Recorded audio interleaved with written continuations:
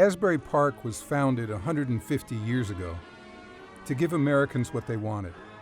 That's to say, this small resort town on the coast of New Jersey was meant to mirror the nation.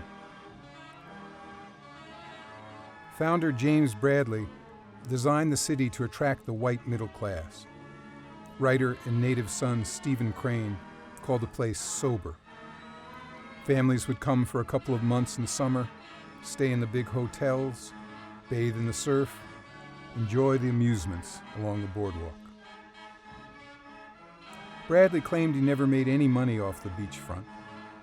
After he sold it to the city claimed the same.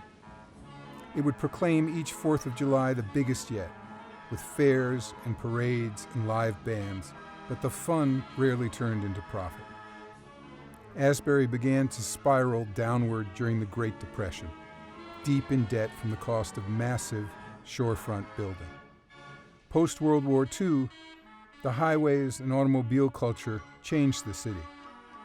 It became a honky-tonk resort, full of day trippers who played the games of chance and the pinball machines. That's the Asbury Park Bruce Springsteen found and made famous as a town full of losers, a place he was born to run from. In the late 20th century, things only got worse. The old hotels housed transients and overflow from the state hospitals. Empty lots stayed empty for generations. The 21st century saw the protracted birth of the new Asbury Park. The shorefront was sold to developers, tax abatements were issued, construction began and stalled and began again. The vision of the future, as one African-American resident put it, centered on boardwalk, boardwalk, boardwalk. Asbury Park ran a service economy before the term existed. Now it catered to its new, prosperous residents and visitors.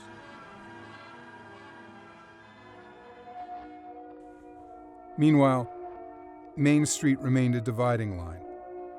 Across the tracks, the second shadow city grew. The West Side was home to the people who cleaned the hotels, took out the trash, dug the sewers. Bradley had kept these African Americans, Italians, Jews, segregated and off his beaches. Not from any prejudice, he said, but because they hurt business. In the 21st century, despite attempts at urban renewal, the West Side continued to exist in a kind of isolation. While the boardwalk partied on, the West Side tried to make a way out of no way.